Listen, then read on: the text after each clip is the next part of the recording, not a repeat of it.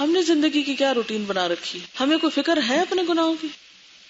احساس ہے؟ ہمیں احساس بھی نہیں ہے تو نقصان کس کا ہے اگر ہمیں احساس نہیں تو؟ اگر ہم آج دنیا میں اصلاح نہیں کر لیتے، معافی نہیں مانگ لیتے، کیا سوچ رکھا ہے ہم نے اپنے مستقبل کے لیے؟ اس دن کی کوئی فکر نہیں کہ جس دن اللہ تعالیٰ اس قدر غصے میں ہوں گے کہ نہ اس سے پہلے کبھی ایسے تھے اور نہ اس کے بعد کبھی. وہ دن آسان دن ہے. قیامت کے دن کو ہم کیا سمجھتے ہیں؟ قیامت کے دن کا کیا تصور ہے آپ کے ذہن میں؟ میرا خیال ہے کوئی کبھی خیال آ جاتا ہوگا بھول بھلا کے. أَفَمَن يَعْلَمُ أَنَّمَا أُنزِلَ إِلَيْكَ مِن رَّبِّكَ الْحَقُّ كَمَنْ هُوَ أَعْمَى. کیا بھلا وہ شخص جو جانتا ہے، علم رکھتا ہے کہ جو کچھ آپ کے رب کی طرف سے اتارا گیا ہے یہ بالکل سچ ہے، کیا وہ اس شخص کی طرح پھر ہو سکتا ہے جو اندھا ہو، جس کو پتہ ہی نہ ہو؟ یعنی قرآن پڑھے ہوئے اور ان پڑھ برابر ہو سکتے ہیں؟ انما یتذکر اولو الالباب، بے شک نصیحت تو عقل والے ہی حاصل کرتے ہیں. کون ہیں عقل مند لوگ؟ اپنے آپ کو پرکھیے ان پر.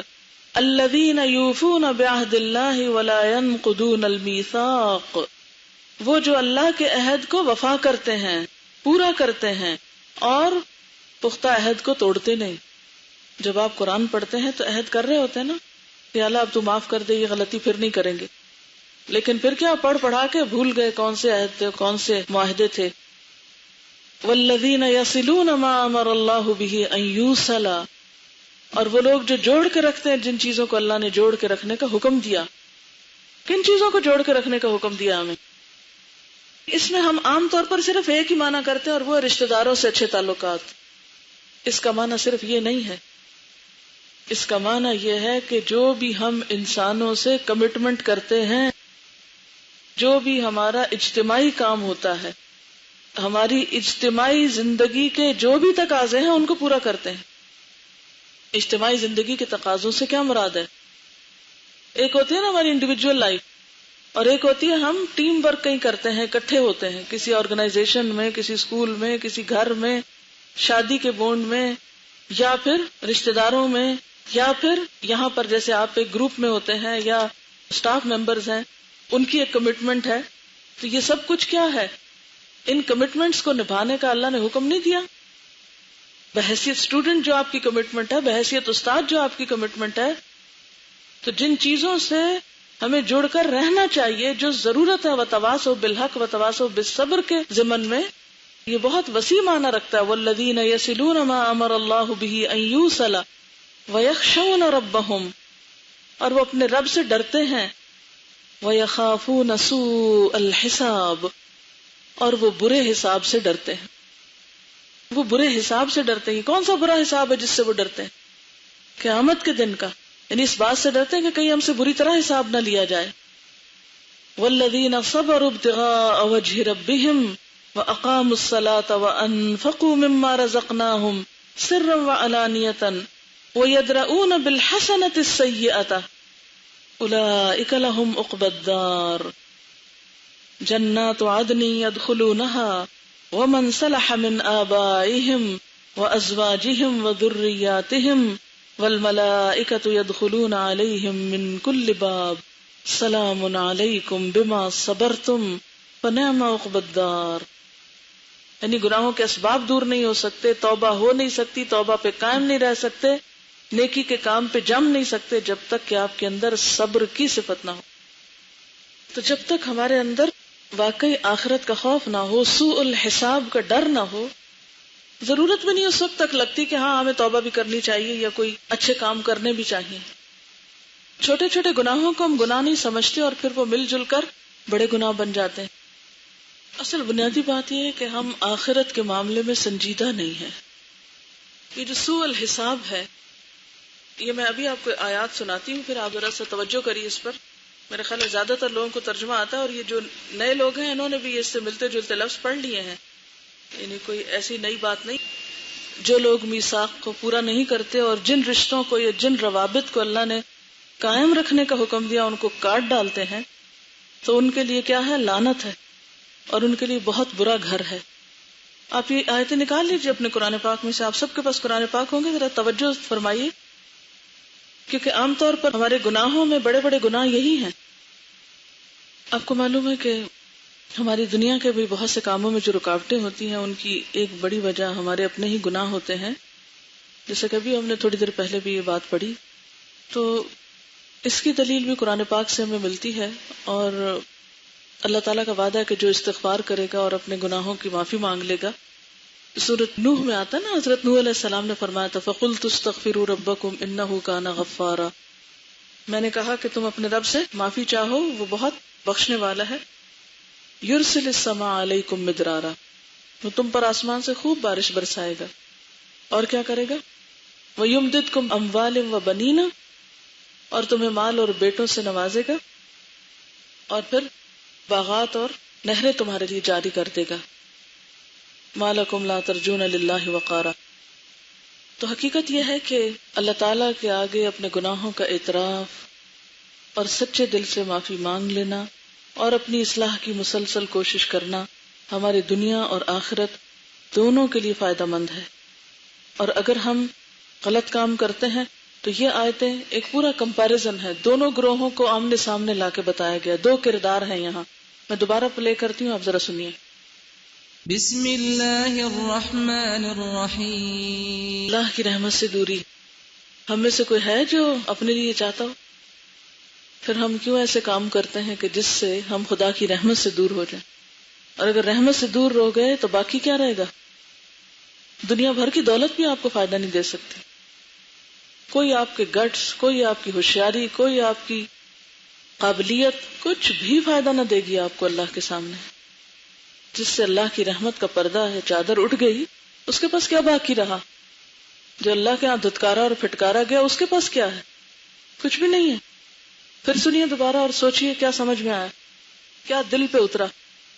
دل وہ بنیادی صفت ہے، اور وہ بھی صرف اللہ کی رضا کے لیے، کسی دکھاوے کے لیے نہیں، کسی کے اوپر احسان جتاتے ہوئے نہیں، صرف اور صرف اللہ کو راضی کرنے کے لیے، جس کی وجہ سے ہمارا آخری انجام درست ہو سکتا ہے.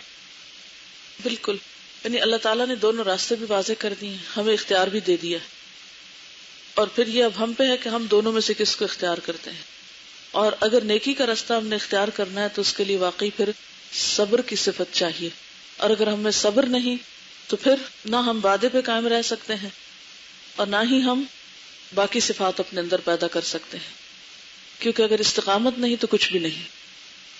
دیکھیں یہاں پر آپ لوگ پھر رشتہ داری اور صلہ رحمی کے لفظ استعمال کر رہے ہیں.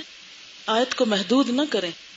یہ نہ تو صرف صلہ رحمی اور نہ ہی صرف رشتہ داری ہے، یہ بہت وسیع کانٹیکسٹ میں لفظ استعمال ہوا ہے. ٹھیک ہے نا؟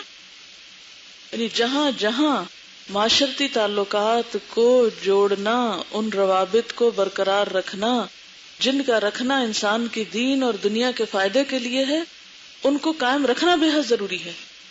ٹھیک ہے نا؟ کیونکہ اگر ہم اس کو صرف رشتہ داروں تک محدود کر دیں گے تو آیت کا معنی بدل دیں گے. اس آیت میں صرف یہ معنی نہیں ہے، اس لیے لفظ صحیح استعمال کیجئے. یہ میں سب کے لیے کہہ رہی ہوں. آپ مجھے یہ بتائیے کہ نیکی کے بہت سے کام کیا تنہا آپ کر سکتے ہیں؟ اکیلے بیٹھ کے کر لیں گے؟ نہیں کر سکتے. اس کے لیے کیا ضرورت ہوتی ہے؟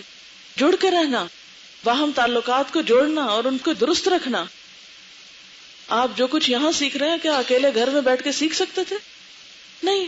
جو کچھ یہاں سکھا سکتے ہیں اکیلے گھر میں بیٹھ کے سکھا لیتے؟ نہیں. تو ان تعلقات کی جو ہمارے اجتماعی اور والذین یصلون ما امر اللہ بہ ان یوصل کے ضمن میں آتے ہیں، یہ بے حد ضروری ہے ان تعلقات کو درست رکھنا اور ان کو جوڑنا. اور اس میں پھر رشتہ داریاں بھی آتی ہیں. ظاہر اگر آپ نے اپنے گھر میں بگاڑ کر رکھا ہے تو باہر کی اصلاح کیسے کر سکتے ہیں؟ کسی نے یہ لکھا ہے کہ جب بہت دفعہ نفس پہ قابو کرتے ہوئے سخت الجھن ہوتی ہے اور ذہنی تھکن ہو جاتی ہے تو اس صورت میں کیا کیا جائے؟ اصل بات یہ ہے کہ گناہ ایسی چیز تو ہے نہیں کہ جس پر آپ مطمئن ہو کے بیٹھ جائیں کہ اب میں ذہنی تھکن کا شکار ہو گئی ہوں، مجھ سے نہیں سوچا جاتا کہ میرے اندر کون سی غلطی ہے اور کون سی نہیں. تو آپ کو سوچنا ہی ہے. آپ جگہ چینج کریں، آپ طریقہ چینج کریں، لیکن اس سے لا تعلق نہیں ہو، اپنے گناہوں سے بے فکر نہیں ہو. حدیث میں کیا آتا ہے کہ مومن اپنے گناہ کو کیا سمجھتا ہے اور منافق اپنے گناہ کو کیا سمجھتا ہے؟ معلوم ہے کسی کو یہ حدیث؟ جی بولیے.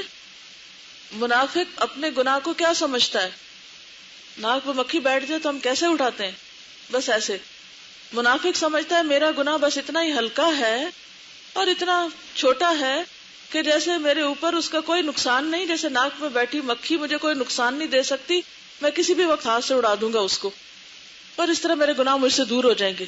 اور مومن اپنے گناہوں کے بارے میں کیا سمجھتا ہے؟ مومن اپنے گناہ کو کیا شمار کرتا ہے کہ جیسے اس کے اوپر ایک پہاڑ ہو اور وہ پہاڑ اس کے اوپر گرنے والا ہو. مومن اپنے گناہ کو پہاڑ کی طرح سمجھتا ہے، اور منافق اپنے گناہ کو ناک پہ بیٹھی ہوئی مکھی کی طرح ہلکا سمجھتا ہے. یہ فرق ہوتا ہے. ہم کیا سمجھتے ہیں اپنے گناہوں کو اپنے لیے؟ ہم اپنے گناہوں کے بوجھ میں کتنا اپنے آپ کو محسوس کرتے ہیں؟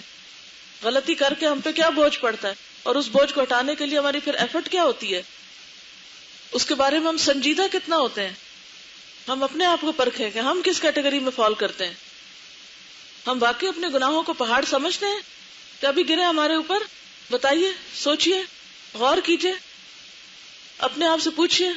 لگتا ہے ہمیں کہ غلطی ہمارے سر پہ پڑنے والی ہے اور ہمیں نقصان دے سکتی ہے؟ پہاڑ گر کے چھوڑے گا ہمیں؟ کل میں سفر کر رہی تھی تو گاڑی کے قریب سے ایک بہت بڑا ٹینکر گزرا. تیل کا تھا، پانی کا تھا، کس چیز کا تھا، بہت ہیوج ٹینکر تھا.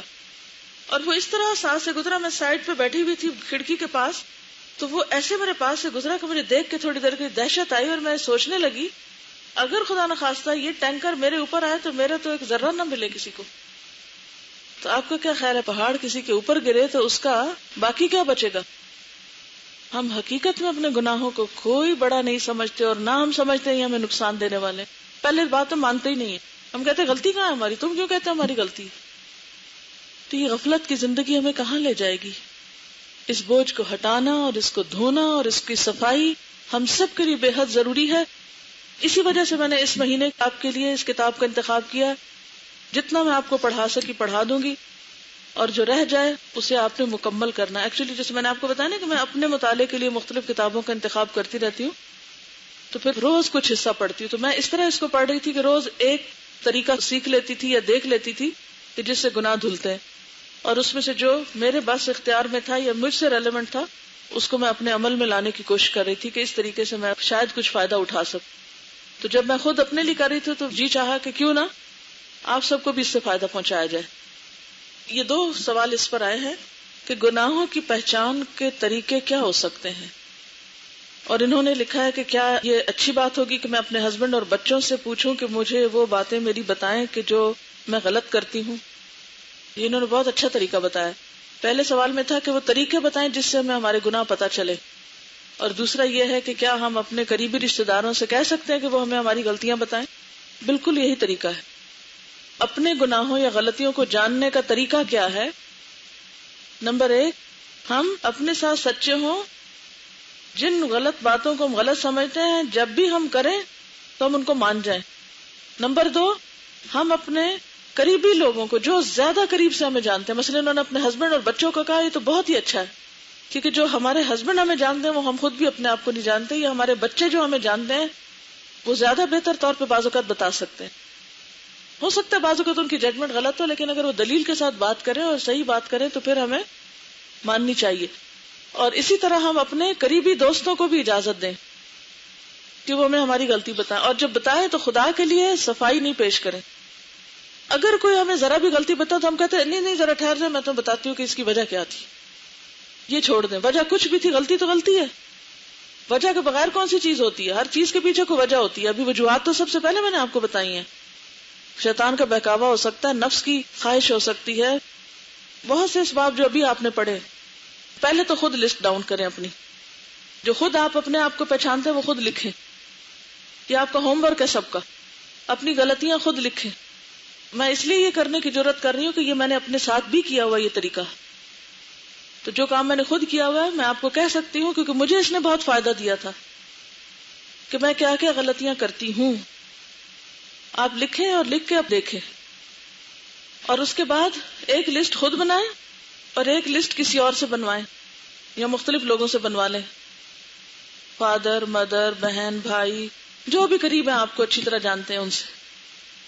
پھر ان دونوں لسٹوں کو چیک کریں، پھر دیکھیں آپ خود کو کتنا نہیں پہچانتے، کہاں کہاں آپ کو پتہ ہی نہیں کہ آپ خود غلط ہیں، اپنے بارے میں آپ خود کتنے لاعلم ہیں.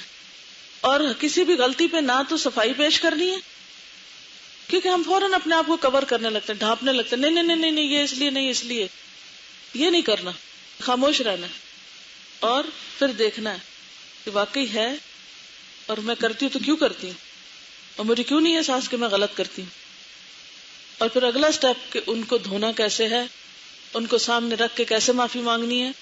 انشاءاللہ اگلے دنوں میں دیکھیں گے اس کو. اور پھر یہ بھی کہ اللہ تعالیٰ سے کیسے توبہ کرنی ہے اور اپنی اصلاح پھر کیسے کرنی ہے، درست کیسے کرنا ہے خود کو. صرف اتنا ہی ایکسرسائز کافی نہیں کہ ہم پتہ کر لیں کہ ہمیں یہ غلطیاں، اور پھر اس کے بعد کہ ہاں مان تو لیا ہے ہیں تو پھر کیا کریں، اب ہیں اتنا کافی نہیں، کیونکہ تو ہمیں پتہ ہے وہ خطرناک ہے، ہلاکت خیز ہیں. آپ اس کو اس طرح بھی ڈیوائڈ کر سکتے ہیں، حقوق اللہ میں سے میں کیا غلطیاں کرتی ہوں. مثلا اپنی نمازوں کے ساتھ میرا کیا معاملہ ہے. یہ اتنی میں اوروں کو درس دیتی ہوں اور خود اپنی نمازیں قضا کرتی ہوں، تو ایسے لوگوں کے درس کیا کریں گے، ان کے منہ پہ نہیں پڑیں گے. پھر تعویلیں کیا کریں، تھکے ہوتے ہیں کیا کریں، بیمار ہیں تو کیا کریں، یہ ہے وہ ہے. یہ بھلا کیا باتیں ہوئی؟ کیا واقعی وہ عذر جو آپ نے اپنے لیے گھڑ کے رکھے ہوئے ہیں وہ اللہ تعالیٰ کے ہاں بھی عذر ہیں؟ حقوق اللہ میں سے کیا کیا کمی ہے ابھی تک؟ نماز، روزہ، زکوٰۃ، حج وغیرہ وغیرہ. حقوق العباد میں کیا کمی ہے؟ اخلاقیات میں کس چیز کی کمی ہے؟ فرائض اور ذمہ داریوں کے حوالے سے کس قدر کوتاہی ہے، اور مجھے کیا کرنا چاہیے. مثلا اگر آپ کو یہ پتا چلے چھت گرنے والی تو آپ کیا کریں گے؟ پھر کیا کریں؟ گر جائے یہ کریں گے. اگر آپ کو پتا چل جائے کہ آپ کو یہ بیماری لگ چکی ہے تو آپ کیا کہیں گے؟ پھر کیا کروں، لگ چکی ہے تو لگ چکی رہے. ایسے کرتے ہیں. کیا کرتے ہیں؟ علاج کرتے ہیں نا. تو اپنے نفس کا بھی تو علاج کرنا ہے نا، ہمیں اپنی عادتوں کا بھی تو علاج کرنا ہے یا نہیں کرنا. یہ بیماری رہنے دینا خود کو. بیماری کا نتیجہ کیا ہوتا ہے؟ ہلاکت. تو اگر ہم بیمار ہیں تو مان لینا چاہیے اور مان کے پھر اصلاح کرنی چاہیے تاکہ ہم صحت مند ہو جائیں اور آخرت خراب. الذين يوفون بعهد الله ولا ينقضون الميثاق والذين يصلون ما أمر الله به أن يوصل ويخشون ربهم ويخافون سوء الحساب والذين صبروا ابتغاء وجه ربهم وأقاموا الصلاة